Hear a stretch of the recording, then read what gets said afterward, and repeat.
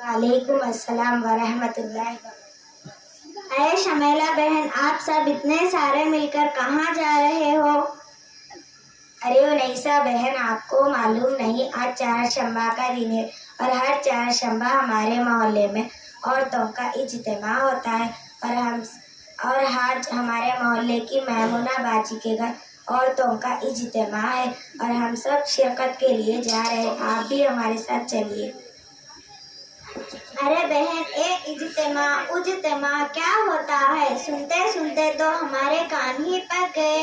जब देखो इज्तिमा, जब देखो इज्तिमा। बहन, इज्तिमा में दीन की, ईमान की, अल्लाह की और हमारे नबी सल्लल्लाहु अलैहि वसल्लम की और अच्छे अखलाक को अपनाने की बात होती है।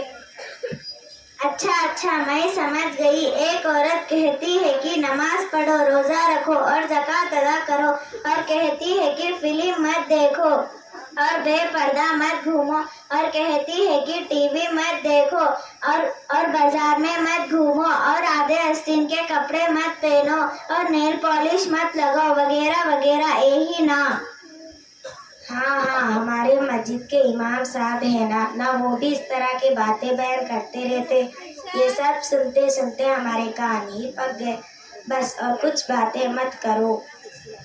अस्तगफिरुल्लाह, अल्लाह माफ करे। आप सब लोग ऐसी बातें कर रहे हो, ऐसा लगता है कि आप लोगों को दीन से और मजहब से कोई ताल्लुक नहीं और आप लोगों के दिलों में अल्लाह और उसके रसूल का जरा बराबर भी खौफ नहीं है, इसलिए आप लोगों की जुबान और बोल तक रही है।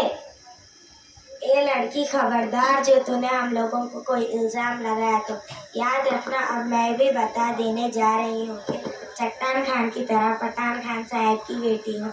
तेरी जुबान ही उखाड़ डालूंगी।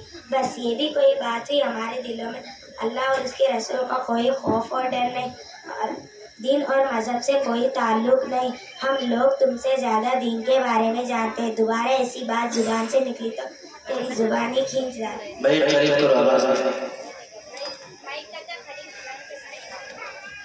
अरे बहन, आप लोग तो बुरा मान गई और अपनी जहालत को सबके सामने जाहिर कर दिया। हमारा मतलब है कि आप लोगों को बुरा भला कहना नहीं था। हम सबकी जिम्मेदारी है कि अगर हमारे सामने कोई तो दीन की बातों में मजाक उड़ाई तो फौरन उसकी इलाह करे और दीन की फजीलत को उस सबके सामने वाज़िह करे। अरे बहन, आप हमें गलत समझ रही हो। हम मुसलमान हैं और हमें दीन की बहुत मालूमात है।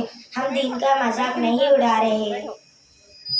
अरे शमेला बहन, आपने जोहर की नमाज अदा कर ली है?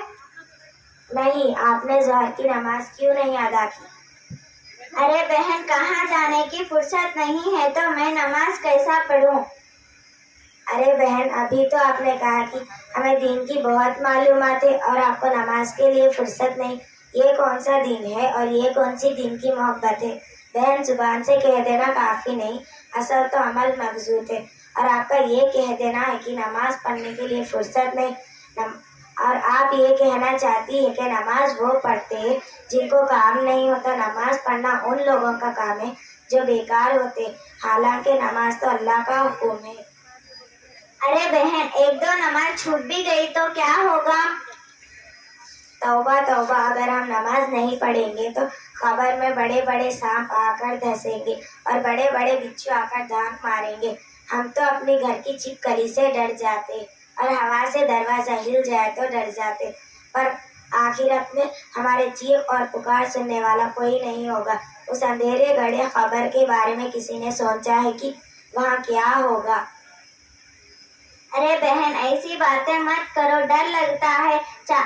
चाहे तो देखो ना, नमाज पढ़ने ही जा रही हूँ। चाहे तो देखो, नमाज पढ़ने में कितना मजा आता है। अरे बहन, आप जानती है कि नमाज क्या है?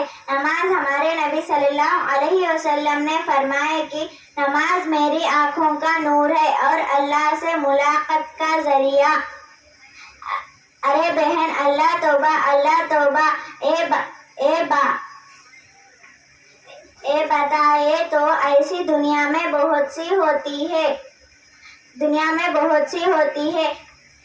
जो नमाज नहीं पढ़ता उसको एक भी सांप और बिच्छू दोनों धंसेंगे।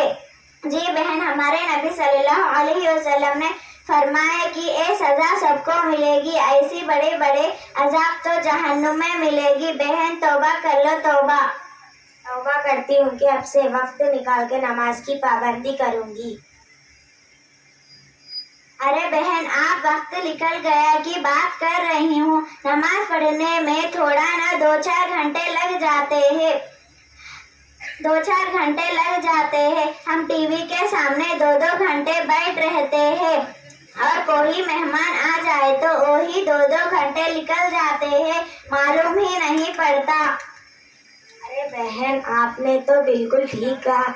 बहुत सारा वक्त तो मेकअप और टीवी में गुजर जाता है।